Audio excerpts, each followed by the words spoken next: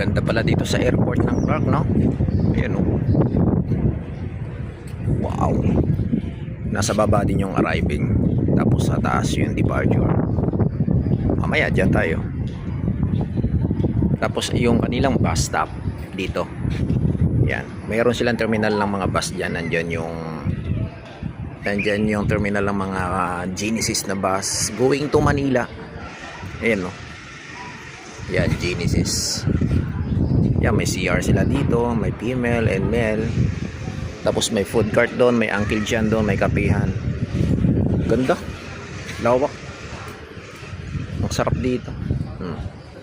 Ganda ng view. Ayan yung airplane. Alright. Oh, ganda.